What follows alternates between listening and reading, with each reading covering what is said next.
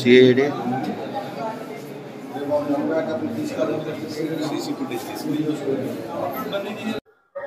నా పేరు స్వరూప అండి. మేము గన్సాల మండలం నుంచి శ్రీకాకుళం నుంచి వచ్చాము. 9వ తారీఖున బాబు పుట్టాడండి. అయితే నిన్న నైట్ ఏమైందంటే బాబుకు బాగాలేదనేసి మేము ఐసీయూలో పెట్టాము. నిన్న నైట్ 9:30కి ఇచ్చారు మాకు బాబుని. తీసుకొచ్చుకుని ఫీడింగ్ ఇచ్చి పడుకోబెట్టుకున్నాను.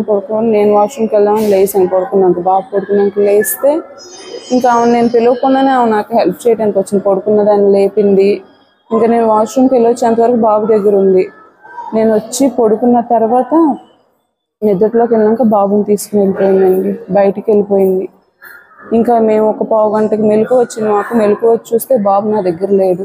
ఇంకా గబగబా కిందకి వెళ్ళి మా నాన్నగారిని మా హస్బెండ్ని పిలిస్తే అంతా వెతికారు. వెతికి సీసీ కెమెరా ఫుటేజ్ తీసుకుంటే నాకు హెల్ప్ చేసిన అమ్మాయి బాబుని తీసుకెళ్తాం చూసాము. అందులో ఫుటేజ్లో ఇంకా పోలీసులకి అందరికి ఇన్ఫర్మేషన్ ఇచ్చామన్నమాట. అందరూ ఇంకా అప్పటికప్పుడు బాగా అలర్ట్ అయిపోయి బాబుని తీసుకొచ్చి మాకు 6 కల్లా ఇచ్చేసారండి పోలీస్ సిబ్బంది అందరూ. ఆవిడది కిడ్నాప్ చేసిన ఆవిడది రామానాయుడుపేట అంట.